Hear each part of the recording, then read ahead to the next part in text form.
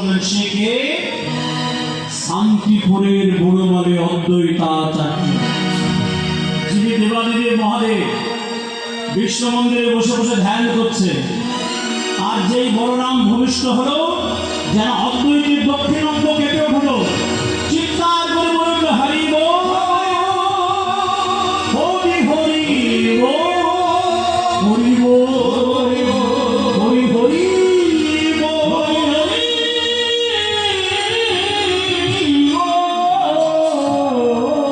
ছোটে এলো সহধর্মিণী সীতা ঠাকুরানী, স্বামী আর বিষ্ণু মন্দিরে এত আনন্দ কেন? তুমি কি ভগবানকে দর্শন পেলে? অদ্বৈত সীতাকে জড়িয়ে ধরেছে সীতা। আর কি আনন্দ জানো? কলির পতিত পাষণ্ডকে উদ্ধার করবার জন্য বৃন্দাবনের বলরাম কলিযুগে জন্ম নিয়ে নিয়েছেন। কোথায়? না সুদূর বীরভূমের রাঢ় দেশের এক চক্রগ্রামে। অদ্বৈত আর সীতার কি আনন্দ শুনিয়া অদ্বৈত অতি হরষিত, শুনিয়া অদ্বৈত অতি হরষিত, তারপরে মনে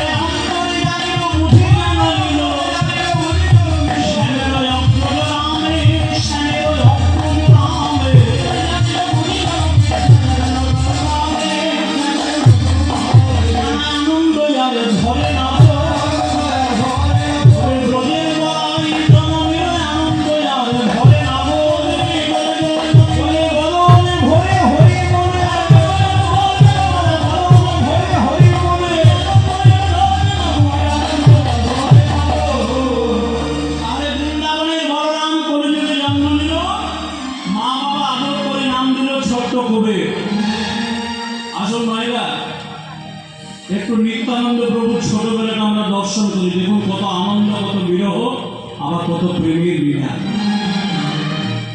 যেই কুবেরের বয়স 5 বছর পূর্ণ হলো, 5 বছর, যেই কথা বলতে শিখেছে, হাঁটতে শিখেছে, খাবে না, যাবে না, পাঠশালায় যাবে না, পাড়ার বন্ধুগুলোকে একত্রিত করে গায়ে চড়াবার ছল করে বনে যাবে, আর প্রতিদিন একটা একটা করে রামলীলা খেলবে, আর সন্ধ্যাবেলায় ঘরে আসবে।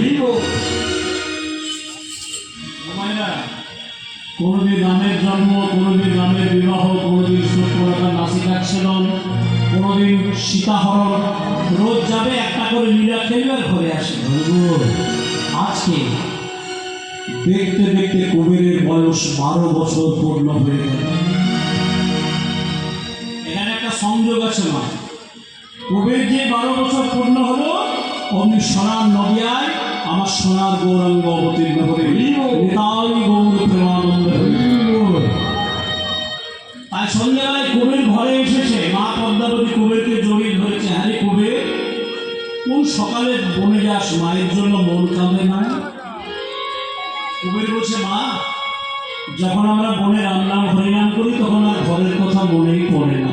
বাহ, তোরা তো টুকু ছেলে, এই ছোট ছোট ছেলে, বাবা সারাদিন ক্লান্ত হয়ে রাত্রিবেলায় ঘুমিয়ে যাস, কিন্তু অধিক রাত্রি পর্যন্ত অভাগী মায়ের চোখে ঘুম আসে না।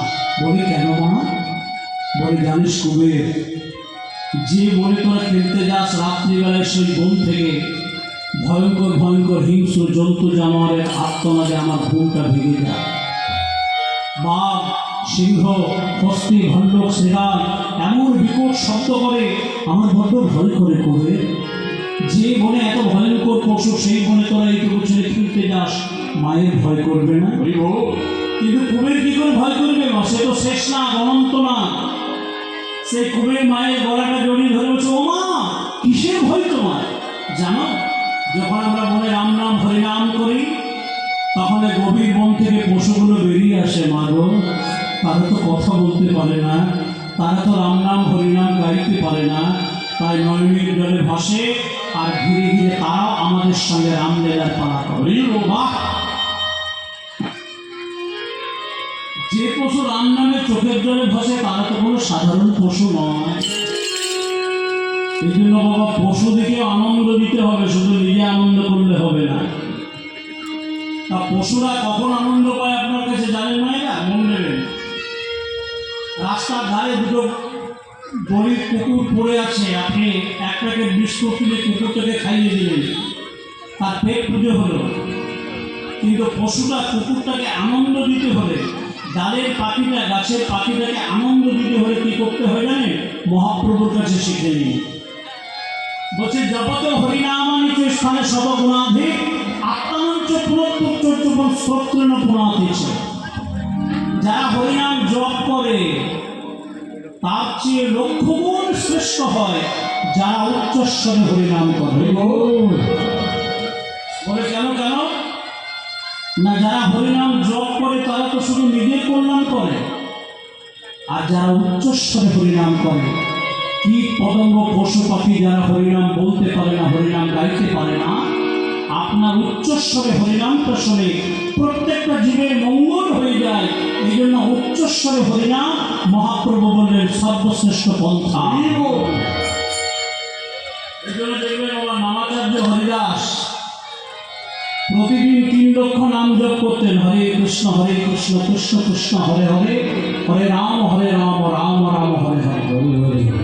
এই নামটা একটা দুটো নয় মা, 3 লক্ষ বার জপ করতেন সারাদিন।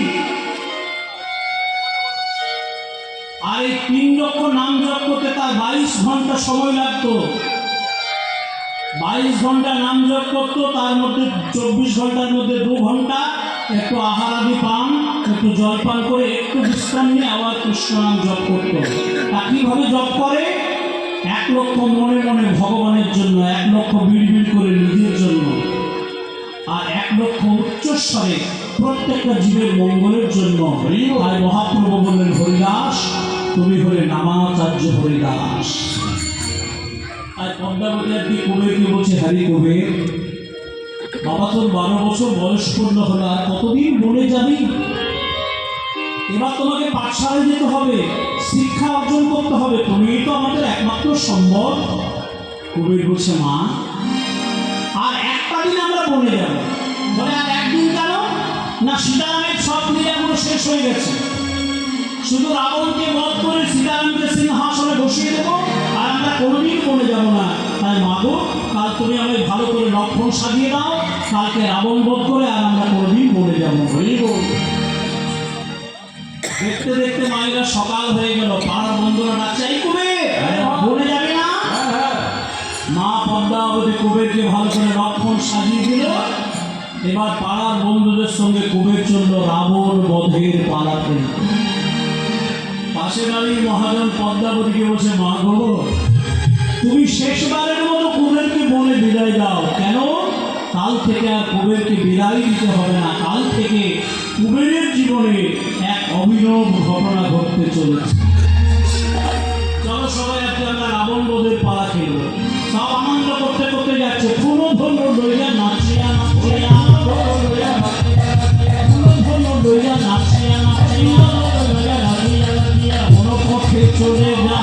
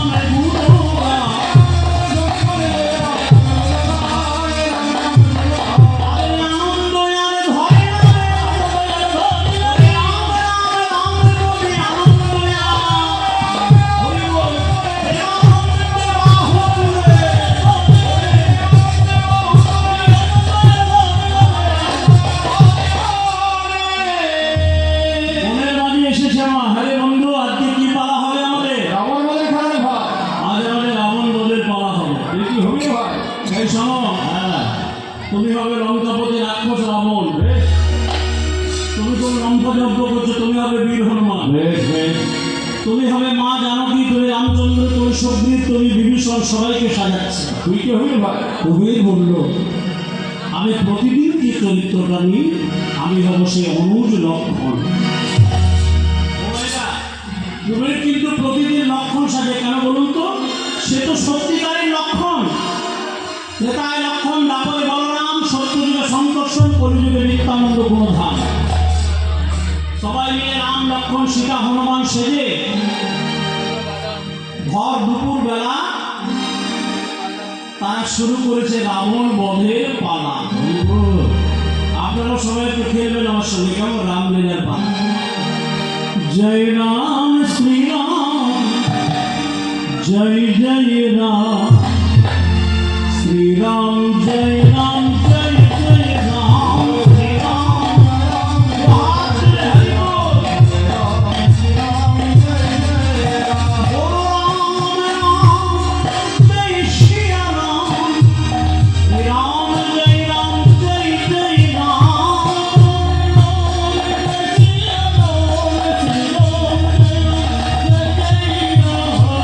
জয় রাম শ্রীরাম, জয় জয় রাম, রাম জয় রাম, জয় জয় রাম।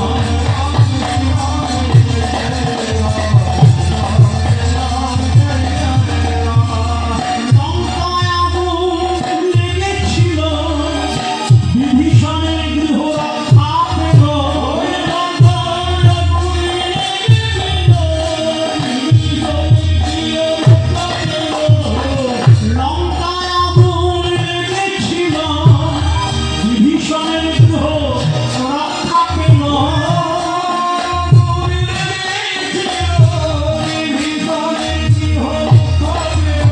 ও মায়েরা, সারা লঙ্কা পুড়ে ছাই হয়ে গেল, বিভীষণের ঘরটা কেন বেঁচে গেল? গৃহের নামে লেখা ছিল রাম জয় রাম, জয় জয় রাম, গৃহের নামে লেখা ছিল রাম জয় রাম, জয় জয় রাম, গৃহের নামে লেখা ছিল রাম জয় রাম, জয় জয় রাম, গৃহের নামে লেখা ছিল ওদের সারা লঙ্কা পুড়ে ছাই হলো, বিভীষণের ঘর বেঁচে গেল। কারণ বিভীষণ দরজায় রাম নাম লিখে রেখেছিল।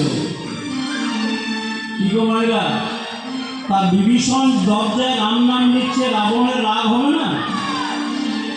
একদিন রাবণ বলছে, এই ঘরে শত্রু বিভীষণ, দরজায় আমার শত্রুর নাম লিখে রেখেছিস রাম। বিভীষণ চালাকি করে বলছে, দাদা আমি রাম নাম লিখিনি, আমি আমার দাদা বৌদির নাম লিখে রেখেছি। বলে ওই তো রাম, বলে দাদা আমি শর্টকাটে লিখেছি, ছোট করে। রাজ শব্দে রাবণ, ম শব্দে মন্দোদরী, আমি আমার দাদা বৌদির নাম লিখে রেখেছি। আরে হরিনাম কৃষ্ণ নাম বাবা বড়ই মধুর, আর যেজন হরি বলে সে বড় চোখ। বিভীষণ চালাকি করে বললো, আমি দরজায় রাম নাম লিখে রেখেছি। তার মানে রাজ শব্দে রাবণ, ম শব্দে মন্দোদরী, কিন্তু আসল তত্ত্ব হচ্ছে বিভীষণ দরজায় প্রভু শ্রী রামচন্দ্রের নাম লিখে রেখেছে। আপনারা বলুন দেখি মায়েরা, বিভীষণ দরজায় রাম নাম লিখেছিল বলে স্বর্ণলঙ্কা পুড়ে ছাই হয়ে গেল, বিভীষণের ঘরটা বেঁচে গেল। আপনারা দরজায় কি লিখবেন? রাম নাম হরিনাম লিখবেন, না কুকুর হইতে সাবধান লিখবেন? কোনটা লিখবেন? কোনটা লিখলে ভালো হয়? রাম নাম যদি লিখেন, কৃষ্ণ নাম যদি লিখেন, নিতাই গৌরের নাম যদি দরজায় সদর দরজায় লিখে দেন, তাহলে আপনার বাড়িতে কোনো অমঙ্গল হবে না। আর যদি পারেন, আপনাকে একটা কথা বলে দিই, আপনি যদি মনে মনে চিন্তা করেন যে আমার সংসারের উন্নতি দেখে হয়তো দুষ্ট লোকরা কুদৃষ্টি দিচ্ছে, সদর দরজায় একটা নরসিংহ ভগবানের মূর্তি রাখবেন।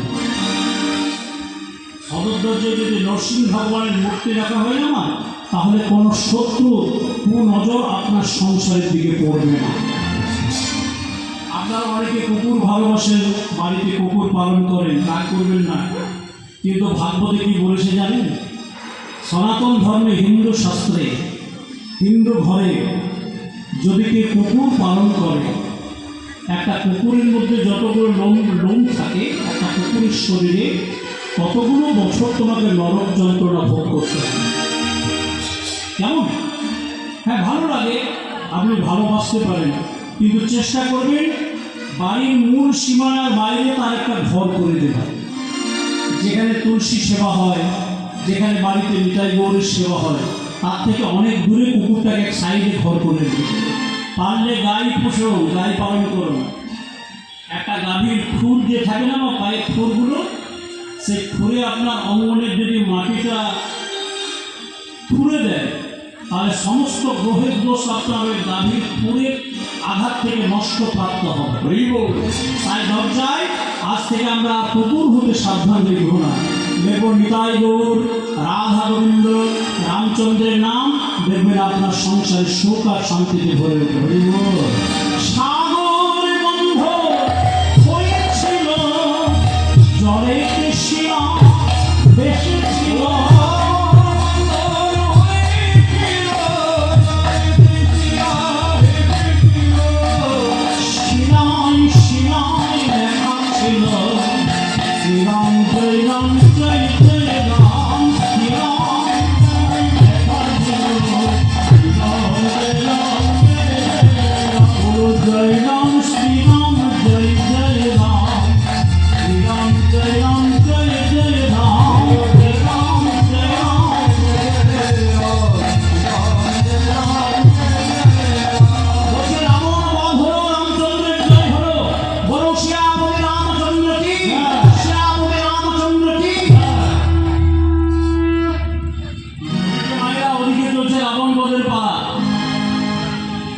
এদিকে হারাই পণ্ডিতের দরজায় হলো কি মা, একজন তেজস্বী সন্ন্যাসী ভিক্ষার ঝোলাটাকে স্কন্ধে নিয়ে দরজায় কড়া নাড়া দিচ্ছে। পণ্ডিত বাড়ি আছো? হারাই পণ্ডিত বাড়ি আছো? মহাজন বলল, দাঁড়াও, এনাকে শুধু সন্ন্যাসী বললে হবে না, বলতে হবে দাদার ঘরে দাদা এসে গেছে। এই নিত্যানন্দ, আপনাদের পিছনে যে ছবিটা আছে না, ওই নিত্যানন্দ নীল বসন পরে, নিত্যানন্দের জীবনীটা কিন্তু বড় তত্ত্বে ভরা বাবা। কেন সচিমা বলতেন আমার দুই পুত্র, এখানে আপনারা তত্ত্বটা জেনে যাবেন। একজন হলো, এনাকে শুধু সন্ন্যাসী বললে হবে না, কেননা দাদার ঘরে দাদা এসে গেছে। তার কারণ কুবের হচ্ছে আগের যুগের দাদা বলরাম, আর এই যে সন্ন্যাসীটা, এই সন্ন্যাসী হলেন কলিযুগে নিমাইয়ের বড় দাদা বিশ্বরূপ। নিমাই যখন 6 বছরের বালক, তখন দাদা বিশ্বরূপ পিতামাতাকে চোখের জলে ভাসিয়ে দিয়ে গৃহত্যাগ করে চলে গেল। মাধবেন্দ্রপুরের কাছে দীক্ষা গ্রহণ করে নাম ধারণ করলেন শঙ্করানন্দ সন্ন্যাস। আজও তার পূর্ণ অঞ্চলে খুঁজে বেড়াচ্ছে ভারতবর্ষের তীর্থ ভ্রমণ করতে করতে করতে করতে দৈব চক্রে আজকে বীরভূম জেলার রাঢ়দেশের এক চক্র গ্রামে এসে দাঁড়িয়েছে। পণ্ডিত মশাই বাড়ি আছো? পণ্ডিত মশাই বাড়ি আছো? ও কয় আসি, আর সন্ন্যাসী কয় হাসি হাসি,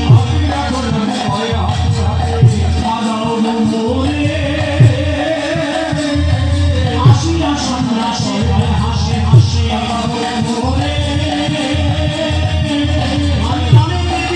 ঘুরিয়া ঘুরিয়া এসেছি তোমার বাড়ি, এসেছি তোমার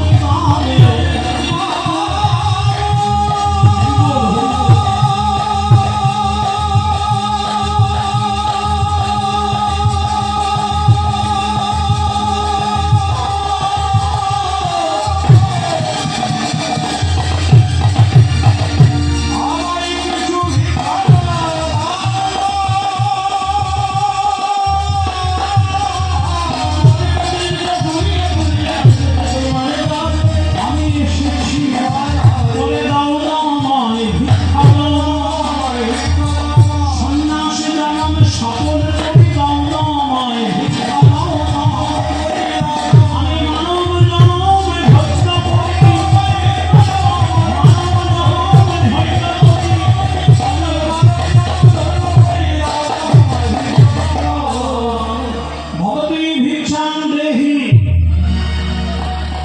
পদ্মাবতী মা আমার গৃহকর্ম করছে, হারাই পণ্ডিত ঘরে ছিল না। দেখি দরজায় সন্ন্যাসীকে একটা পাত্রে করে কতগুলো ভিক্ষান্ন নিয়ে সন্ন্যাসীর আঁচলে দিয়ে দিল। আর যেই ভিক্ষাটা দিল, সন্ন্যাসী আঁচল পেতে ভিক্ষান্ন দক্ষিণা নিয়ে নিল। পদ্মাবতী মনে মনে চিন্তা করছে, হাই ভগবান, জীবনে কত সাধু সন্ন্যাসী দেখলাম, এমন তেজস্বী এমন রূপবান সন্ন্যাসী আজ পর্যন্ত একটাও আমি চোখে পড়েনি। ও সাধু, তোমাকে দেখে আমার বড্ড ভালো লাগছে বাবা, আমার একটা উপকার করবে? বলে, কি উপকার করবো মা? আমি তো মায়াতেই সন্ন্যাসী, আমি তো মায়াতেই সন্ন্যাসী। বলে, এসো আমার ঘরে এসো। বসতে আসন দিল, পদপ্রক্ষালন করলো জয়নিতায়। সন্ন্যাসী বলছে, মা কি যেন উপকার করতে হবে? পদ্মাবতী মা আমার কেঁদে কেঁদে বলছে, সন্ন্যাসী গো, সন্ন্যাসী, আমার একটা খেপা ছেলে আছে সন্ন্যাসী, নাম তার কুবের। ও, তার খেপা ছেলেটা করে কি মা? খাবে না, দাবে না, পাঠশালায় যাবে না, পাড়ার বন্ধুদের বোনের মাঝে নিয়ে গিয়ে উদ্ভর্তি খেলা খেলতে ভালোবাসে। সন্ন্যাসী বলছে, মা ছেলেটা পাগল না তুমি পাগল? একদিকে বলছে ছেলেটা পাগল, আর একদিকে বলছে উদ্ভর্তি খেলে। তো উদ্ভর্তি খেলাটা কি বলবে তো? বলে, সন্ন্যাসী, কুবের আমার রামলীলার পাড়া খেলতে ভালোবাসে গো। রামের জন্ম থেকে সীতার পাড়ার প্রবেশ পর্যন্ত যতগুলো পাড়া হয়, কুবের আমার কণ্ঠস্থ করে বসে আছে। সন্ন্যাসীর চোখে এলো জল, পদ্মাবতীকে প্রণাম করছে দূর থেকে গর্ভটাকে। মা, তুমি তো বড় ভাগ্যবতী জননী মা, যে গর্ভে এত সুন্দর ছেলের জন্ম দিয়েছ। শোনো মা, যারা হরিনাম কৃষ্ণ নাম রাম নাম করে তারা তো কোনো সাধারণ ছেলে হয় না। নিয়ে এসো তোমার ছেলেটাকে, নিয়ে এসো মা, আমি ওকে প্রাণ ভরে আশীর্বাদ করে দেব। সন্ন্যাসী, এখন তো পাবে না, সন্ধ্যা না হলে আসবে না, একটু অপেক্ষা করো। ও মাইরা, সন্ন্যাসী অপেক্ষা করছে। বিকেল হয়ে গেল, সন্ধ্যার অন্ধকার নেমে এলো, কই মা তোমার ছেলেটা তো এখনো এলো না। পদ্মাবতী বলছে, বাবা সন্ধ্যা হয়েছে তো, এবার আমার কুবের ঠিক আসবে, একটু ধৈর্য ধরো। এদিকে কুবের রাবণ বধ করে সীতারামকে সিংহাসনে বসিয়ে পাড়ার বন্ধুকে নিয়ে হই হুল্লোড় করতে করতে ঘরের দিকে যাচ্ছে। সীতারাম সীতারাম, রাম সীতারাম, রাম সীতারাম, রাম সীতারাম, সীতারাম।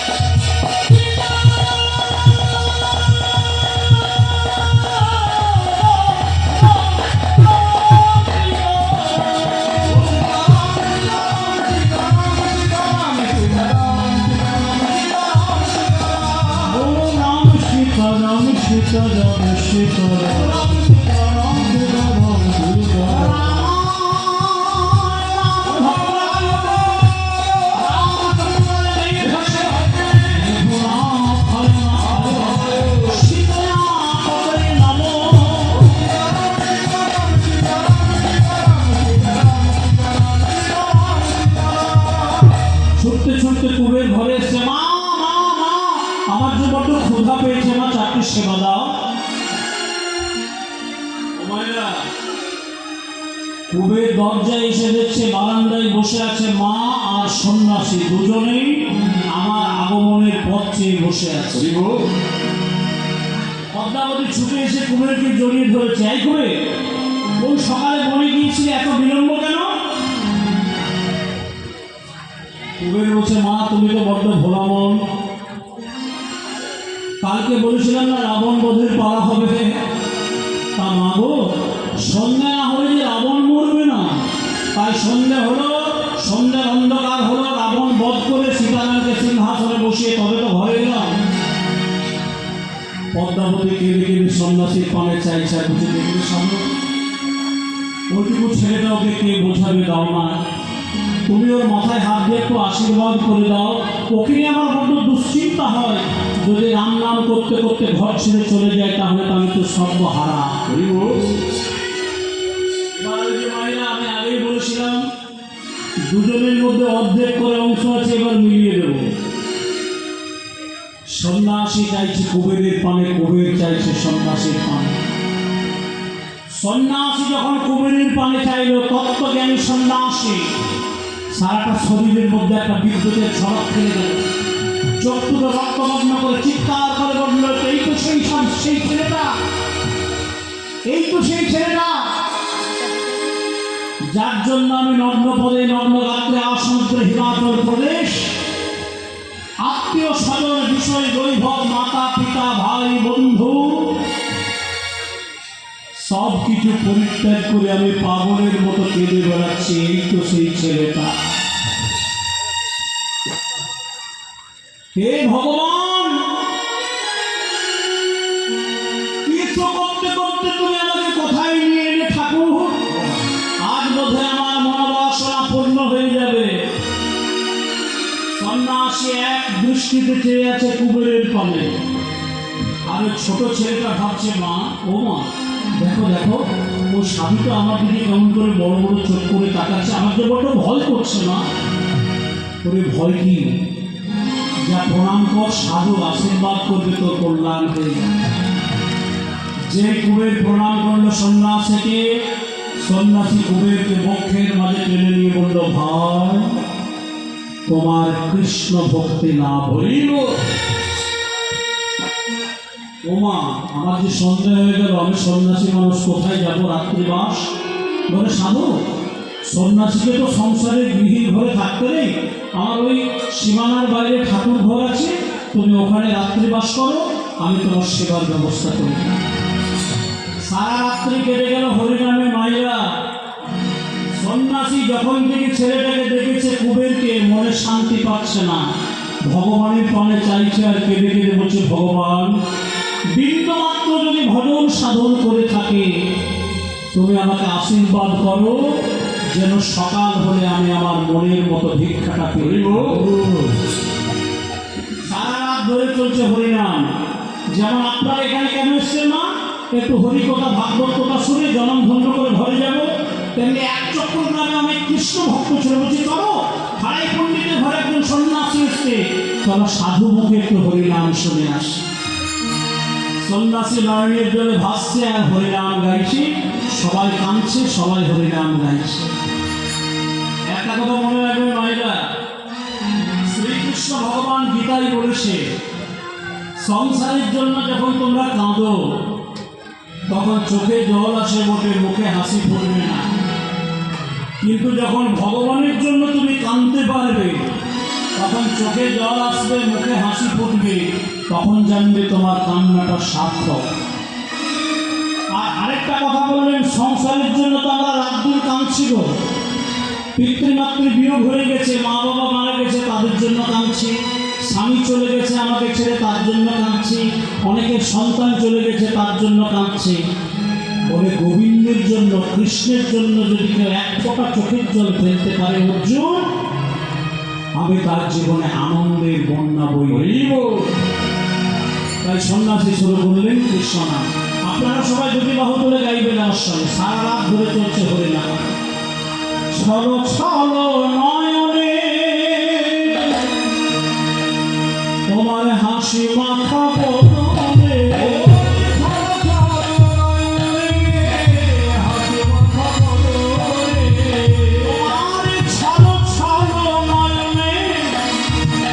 মাথা বদলে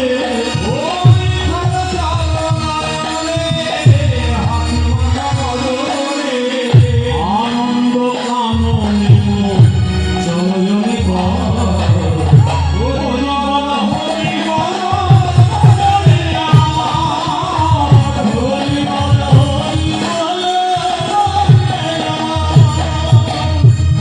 গতি নাই, গতি নাই, হরিনাম সারা কণ্ঠ ভরিয়া হরিয়া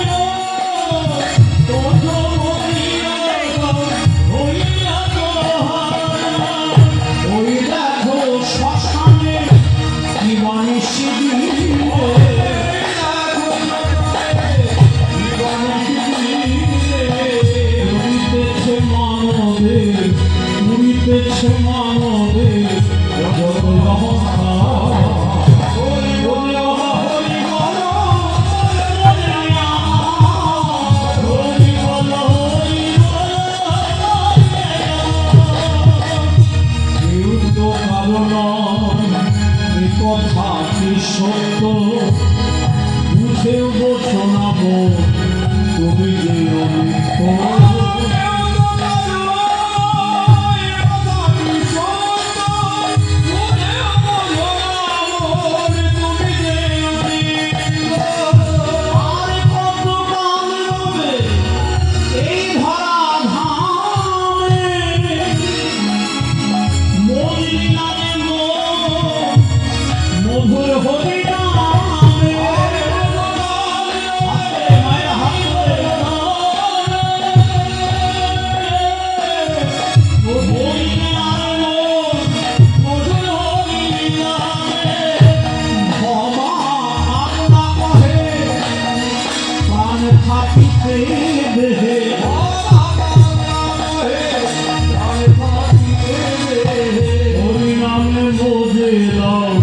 কৃষ্ণ নামে মোজে রাও বিষয় সংসার।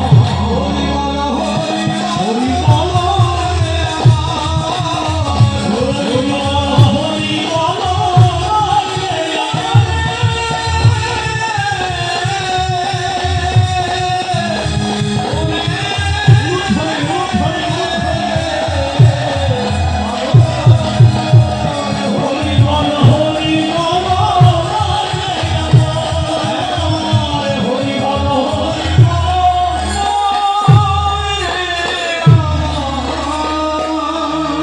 সন্ন্যাসী সারা রাত্রি হরিনামে কাটিয়ে দিল মা। যে সকাল হলো ভিক্ষার ঝোলাটা কাঁধে নিয়ে বলছে, মা তোমাদের বাড়িতে অনেক আনন্দ পেলাম কৃষ্ণ নাম করে, কৃষ্ণ প্রসাদ পেয়ে, এবার আমি আসি, তোমরা সুখে থাকো। সন্ন্যাসী বিদায় নিয়ে চলে যাচ্ছে। পদ্মাবতী যখন গৃহকর্ম করছে, ওর সাথে দাও একটু দাঁড়াও। বলে, কেন মা? আরে তুমি আমার খেপা ছেলেটার মাথায় হাত দিয়ে আশীর্বাদ করেছো, একটা কিছু দক্ষিণা না, তা নাহলে আমার ছেলেটার যে অমঙ্গল হয়ে যাবে। পদ্মাবতী বলছে, মা দক্ষিণা কি দেবে? গতকালকে তুমি তো আমার এই ভিক্ষা ঝোলার মধ্যে ভিক্ষান্ন দিয়ে দিয়েছো। শোনো মা, যারা প্রকৃত সন্ন্যাসী হয় প্রয়োজনের বেশি কিছু ভিক্ষা গ্রহণ করে না। আপনারা মিলিয়ে নেবেন না, আমাদের দরজায় দরজায় অনেক সাধু সন্ন্যাসী আসে, দেখবেন যতটুকু প্রয়োজন, যতটুকু পেটে ধরবে ততটুকুই ভিক্ষা করবে। যদি বেশি ভিক্ষা পেয়ে যায়, মন্দিরে গাছতলায় রন্ধন করে তুলসী দিয়ে ভগবানকে ভোগ নিবেদন করে চণ্ডাল ব্রাহ্মণকে ডেকে ডেকে প্রসাদ দিয়ে দেবে। তার কারণ সন্ন্যাসীরা সঞ্চয় করে না। অপরাধ নেবেন না বাবা। বর্তমান যুগে দেখবেন অনেক সাধু সন্ন্যাসীদের আশ্রমে বোঝাই করা চাল ডাল মশলাপাতি সঞ্চয় হয়ে আছে না। সন্ন্যাসী কোনোদিন সঞ্চয় করে না। মহাপ্রভু শিখিয়ে দিয়েছিলেন গোবিন্দ ভোটের মাধ্যমে। আপনাদেরকে বলে দিই ছোট্ট করে, যখন মহাপ্রভু সন্ন্যাস নিয়ে চলে যাচ্ছিল জানেন তো, তখন গোবিন্দ মহাপ্রভুকে বলছে, প্রভু আমি তোমার সঙ্গে গিয়ে তোমার চরণ সেবা করব। তা বেশ চলো। আগে আগে যাচ্ছে মহাপ্রভু, পিছনে গোবিন্দ। বর্তমানে কালনা কাটোয়ার কাছে একটা গ্রাম আছে বাবা, নাম অগ্রদ্বীপ। ওইখানে মহাপ্রভু মধ্যাহ্ন করে গোবিন্দকে বলেছিল, গোবিন্দ মুখ শুদ্ধি দাও, আমি যে সন্ন্যাসী, আমার কাছে তো মুখ শুদ্ধি নেই প্রভু। চলে গেল অগ্রদ্বীপ গ্রামে, ভিক্ষা করে করে মুখ শুদ্ধি চাইল, কিচ্ছু পেল না। শেষে একটা হরিতকি জোগাড় করে নিয়ে এসেছে। দেখুন মায়েরা, ওই হরিতকিটা একটা খোসা ছাড়িয়ে দিয়ে মহাপ্রভুকে মুখ শুদ্ধি দিল। আর মনে মনে বলছে, মহাপ্রভু কালকে আবার চাইবে, আবার অতটা পথ হেরে যাব, অবশিষ্টটা ঝোলার মধ্যে সঞ্চয় করে রেখে দিল।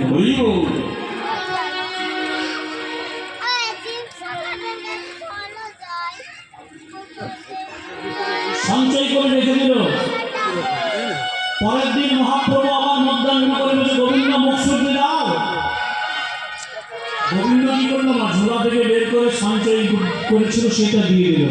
সবাইকে ফাঁকি দেওয়া যায় না, ভগবানকে ফাঁকি দেওয়া যায় না। মহাপ্রভু যে, গোবিন্দ গতকালকে এত বিলম্ব, আজ এত তাড়াতাড়ি তুমি মুখ শুদ্ধি পেলে কোথায়? প্রভু কালকে যেটা সঞ্চয় করেছিলাম বেঁচেছিল, সেটা সঞ্চয় করে রেখে দিয়েছে। মহাপ্রভু মুখ শুদ্ধিটা মাটিতে ছড়ে দিয়ে বলল, গোবিন্দ আজ থেকে আর তোমার আমার সঙ্গে যাওয়া হলো না।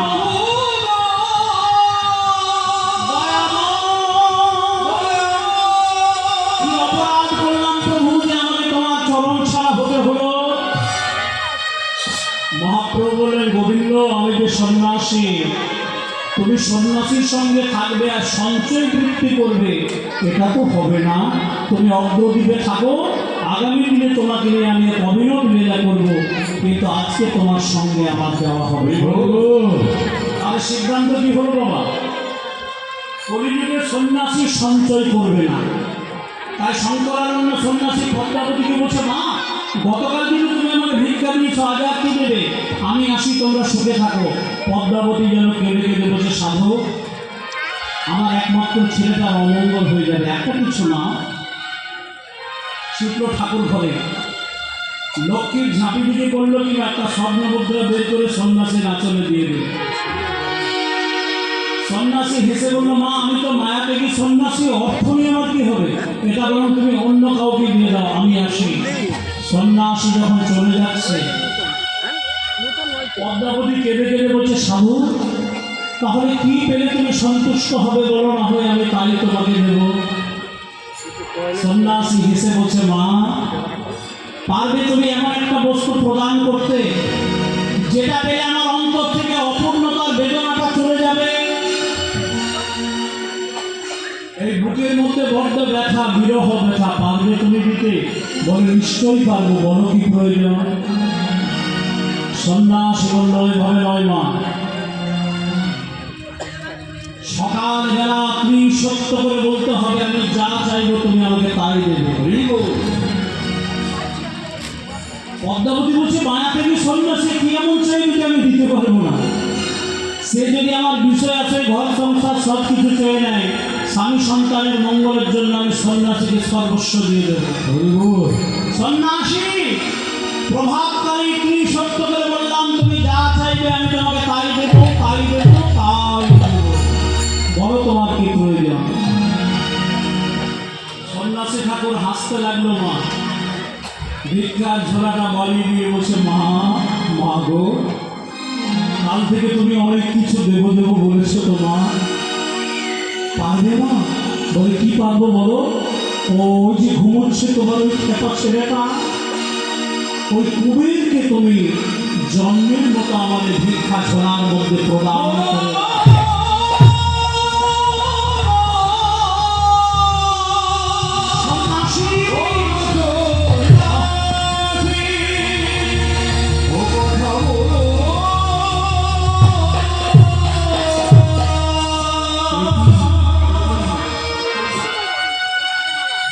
কথাটা শোনার সঙ্গে সঙ্গে কিছুক্ষণের জন্য স্তব্ধ হয়ে গেল চঞ্চলা পৃথিবী, আকাশ বাতাস বৃক্ষ তরুলতা।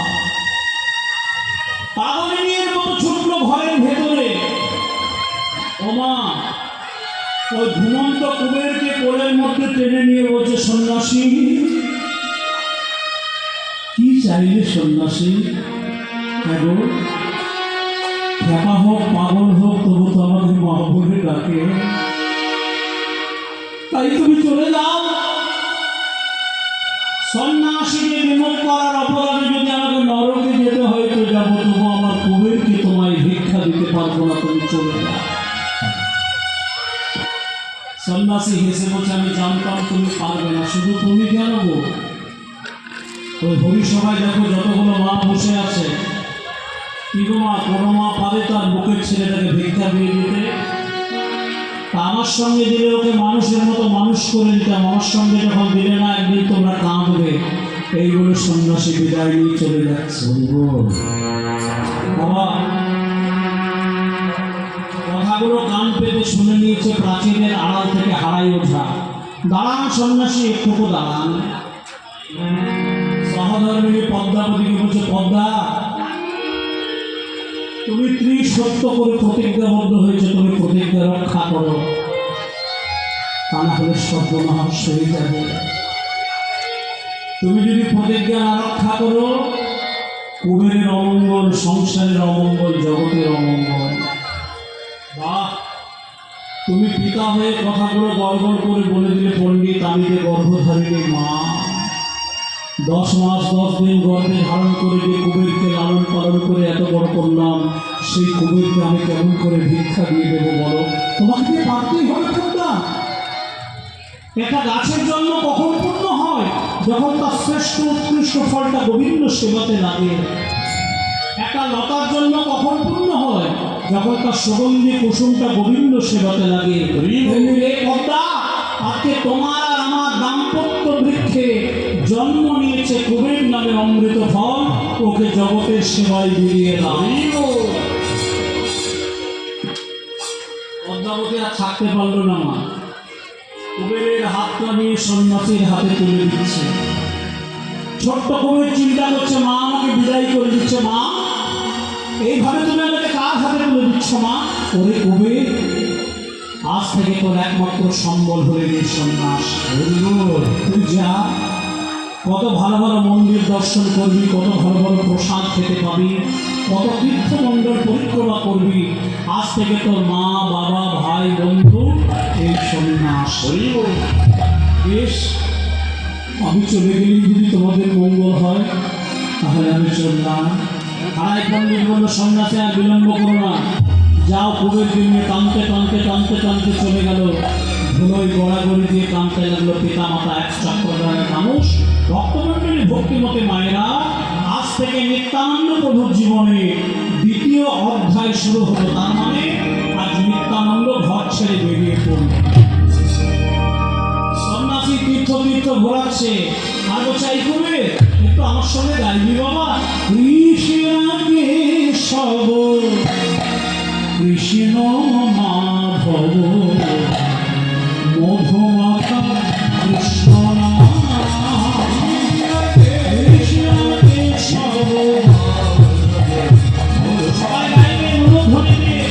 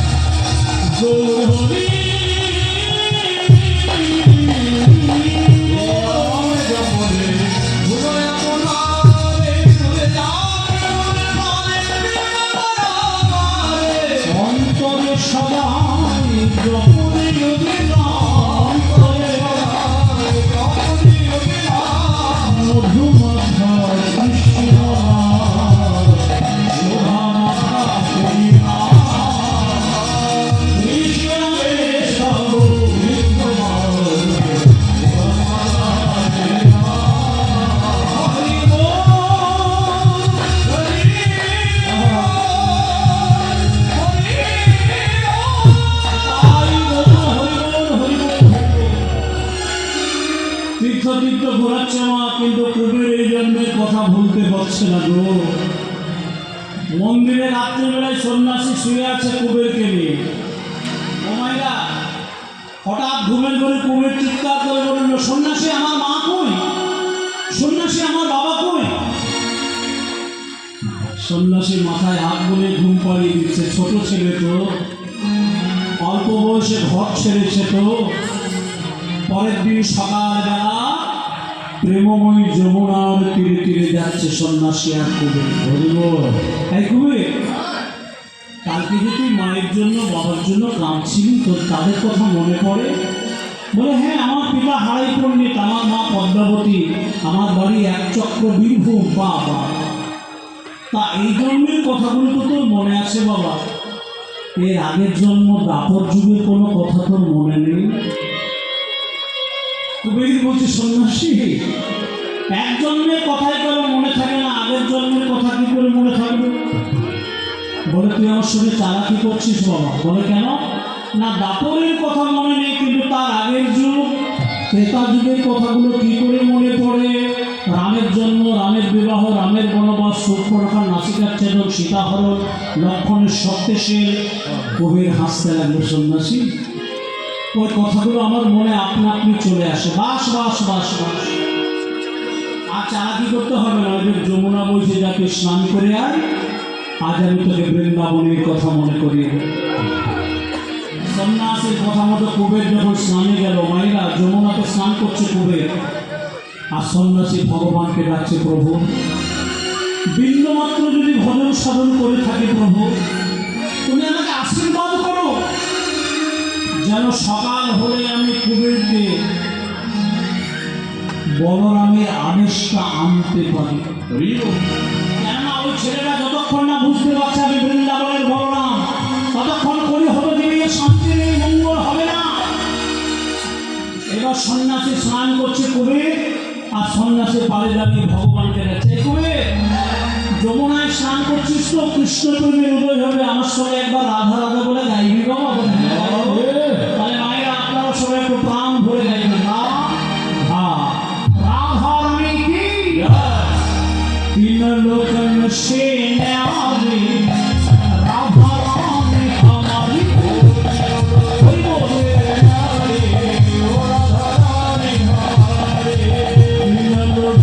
সে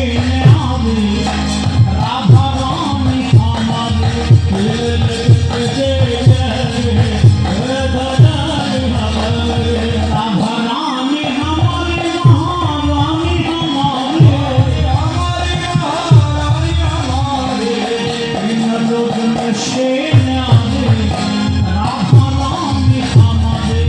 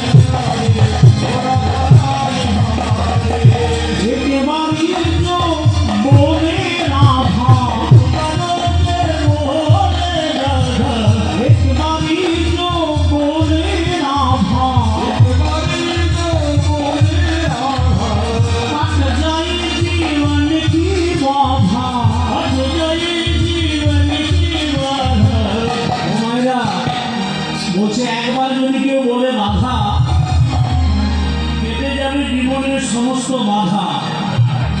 দোহাত করে বলে রাধে রাধে রাধে, কৃপা করো মহারানী, রাধা রানী আমারি কৃপা করো, রানী আমারি মহারানী আমারে, से न्यारे, राधा रानी हमारी राधे राधे राधे राधे राधे, बोलो राधे राधे, बोलो राधे राधे, राधे राधे राधे, राम में राधे राधे, भाग में राधे राधे, शाम में राधे राधे, बधन में राधे राधे, राधे राधे राधे वर्षा में वाली राधे, राधे राधे राधे वर्षा में वाली राधे, राधे राधे राधे बजाई वाली राधे, राधे राधे राधे वर्षा में वाली राधे, राधे राधे राधे बजाई वाली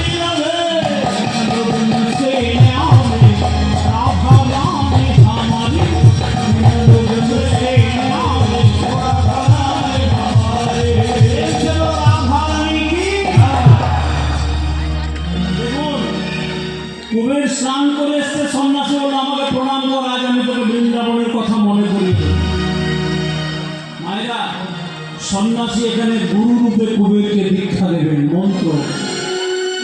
যেই কুবের সন্ন্যাসীকে প্রণাম করলো, সন্ন্যাসী কৃষ্ণ নাম স্মরণ করতে করতে করতে করতে কুবেরের কানে দিল কৃষ্ণ নাম মন্ত্র।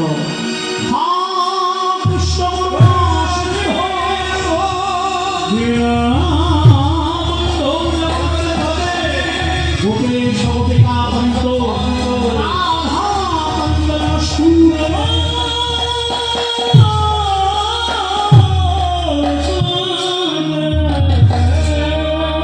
গুরুমুখে কৃষ্ণ নাম শুনে কুবের একেবারে অচৈতন্য হয়ে পড়ল। সন্ন্যাসী কোলে তুলে নিয়ে চাই কুবের, তুই অমন করছিস কেন, কি হয়েছিল? কুবের কেঁদে কেঁদে বলছে, সন্ন্যাসী এ তুমি কি নাম শোনালে? কৃষ্ণ, সে তো আমার প্রাণের ভাই কানা।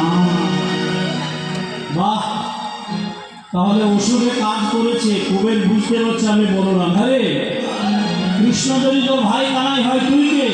আমি হলাম ভাই কানাই রে প্রিয় দাদা বলরাম। জানো সন্ন্যাসী, আমরা দুই ভাই বৃন্দাবনের বনে বনে, ভাই বাজাত বেনু, আমি বাজাতাম সিংহা। কত ননি চুরি, কত গোষ্ঠ খেলা, তোর ভাইকে পেতে ইচ্ছে করে না? সন্ন্যাসী, আমার ভাই কানাই যে কোথায় আছে আমি তাই জানি না। সন্ন্যাসী বলল, ভারতবর্ষের প্রত্যেকটা তীর্থ ঘুরে বেড়াও, কোনদিন কোন বৈষ্ণবের যদি কৃপা হয়, তোমার সাথে তোমার ভাইয়ের ঠিক মিলন হয়ে যাবে।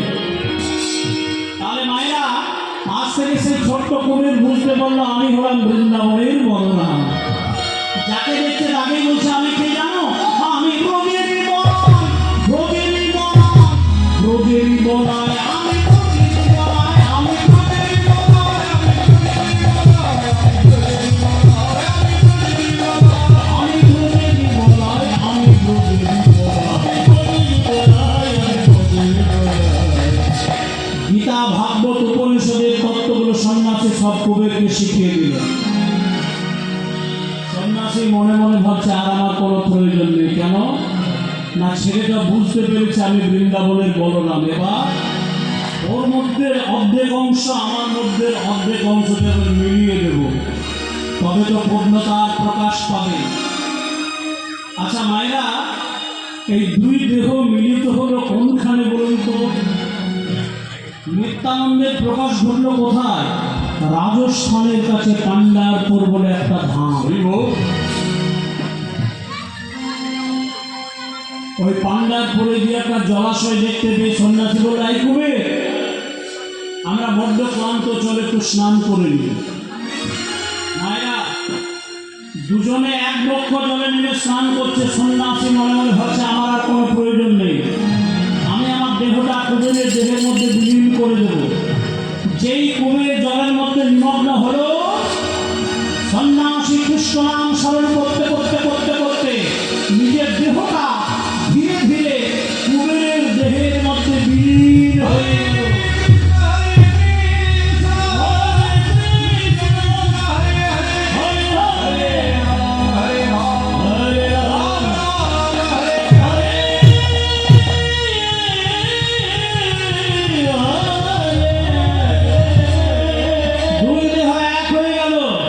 সন্ন্যাসী ভাবু, ছোট ছেলে তো ভয় পাচ্ছে। দৈববাণী হলো, কুবের ভয় পেও না গো, আমি তোমার মাঝে রইলাম। আজ থেকে তোমার একটাই নামের পরিচয় হবে। কি নাম? তুমি হবে নিত্যানন্দ জগদ্গুরু। তুমি নিত্যানন্দ, তুমি নিত্যানন্দ জগদ্গুরু।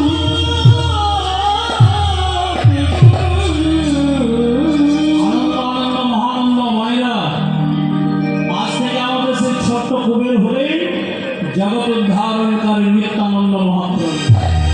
ব্রজেন্দ্র নন্দন যে সচিসুত হইল সে,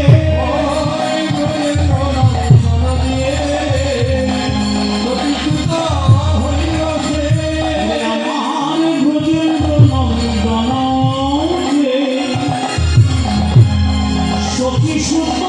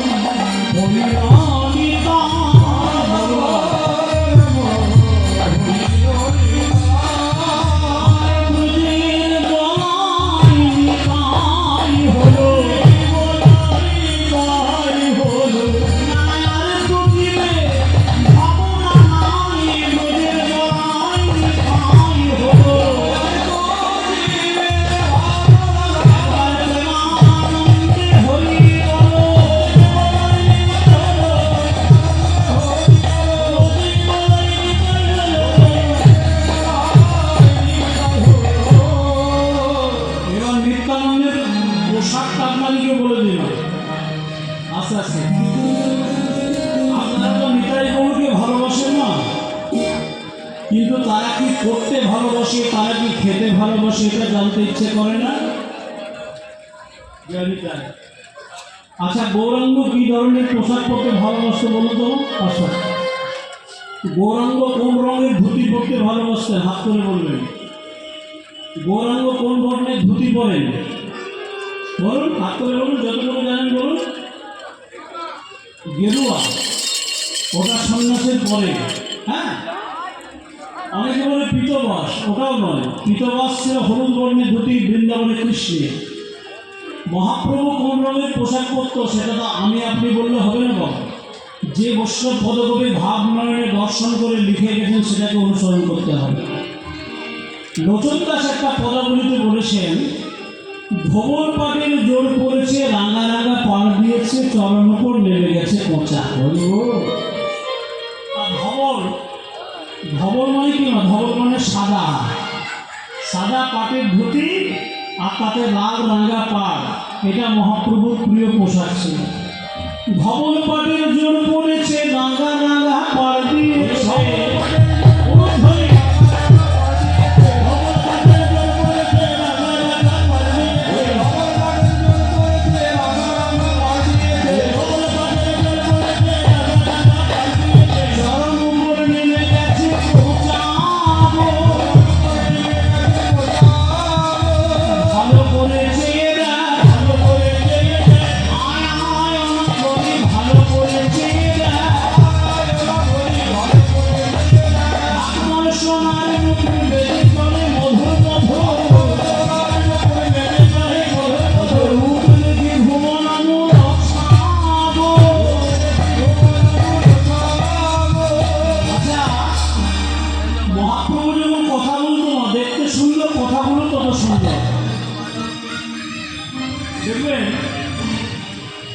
জগতে অনেক সুন্দর সুন্দর মানুষ আছে মা, ছেলে বলুন মেয়ে বলুন, দেখতে সুন্দর, কিন্তু এমন মুখ দিয়ে ভাষা বলবে তার সামনে দিয়ে আপনি 2 মিনিট দাঁড়াতে পারবেন না। কিন্তু মহাপ্রভু দেখতেও যত সুন্দর, কথাগুলো তত মধুর। মধুর মধুর কয়েক কথা শ্রবণ মনে ঘুষাই দেখা, মধুর মধুর কয়েক কথা শ্রবণ মনে ঘুষাই দেখা।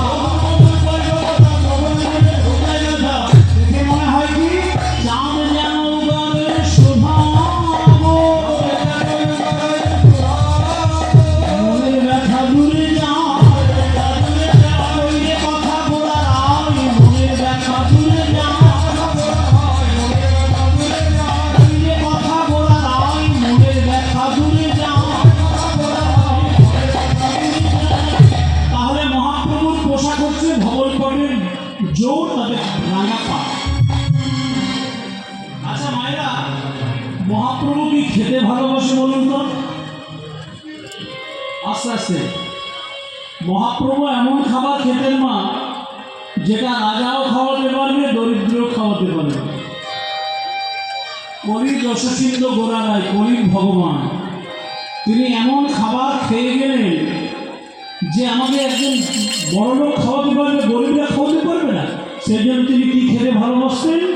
পাট শাক, এটা মহাপ্রভুর প্রিয় খাবার, পাট শাক।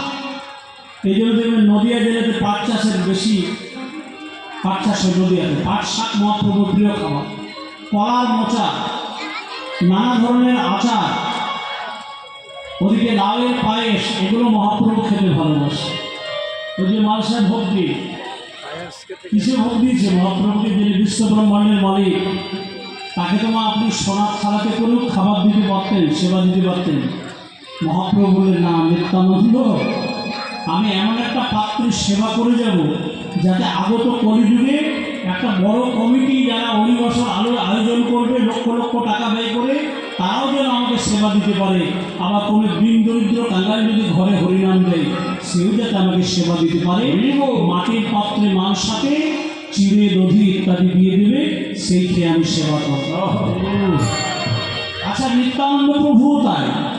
নিতাই চাঁদের পরনে নীল বসন, দীর্ঘ জটা, এক কানে কুণ্ডল, এক পায়ে নুপুর, আর সোনার পর্বতের মতো বিশাল দেহ।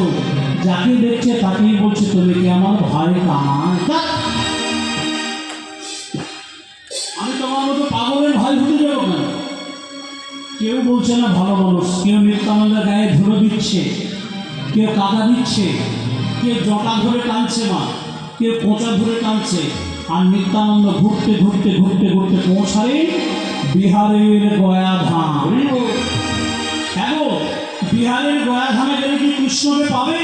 বলে কৃষ্ণকে পেলে হলে তোমায় নবদ্বীপে আসতে হবে।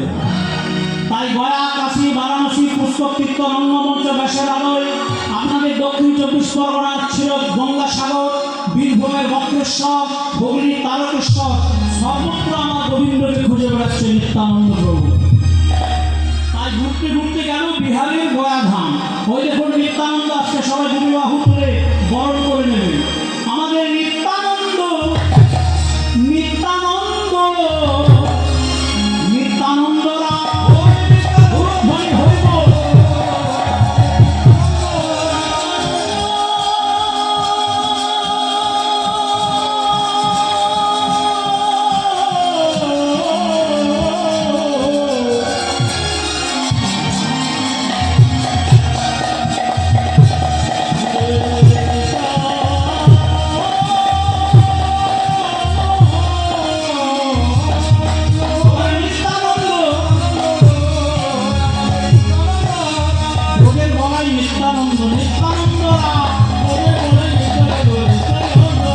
নিত্যানন্দ এসেছে, কানাই কানাই কানাই বলে নিত্যানন্দ এসেছে,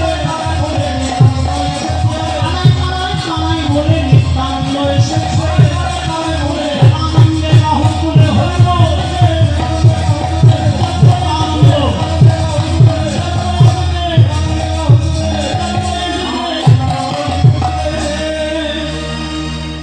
গয়াধামে এসে নিত্যানন্দ মনে মনে বলছে, কাকে জিজ্ঞেস করি, কেউ তো আমাকে ভালো মানুষ বলে না। ও মায়েরা, সবাই বলছে আমি একটা পাগল। তো এমন সময় দেখতে পেলেন একজন পুরুত মশাই, মানে পুরোহিত, পান্ডা, বিহারে বলে ওদেরকে পান্ডা বলে। আপনি কোনোদিন বৈদ্যনাথ ধাম দেবঘরে যাবেন, দেখবেন ওখানে পান্ডা বলে।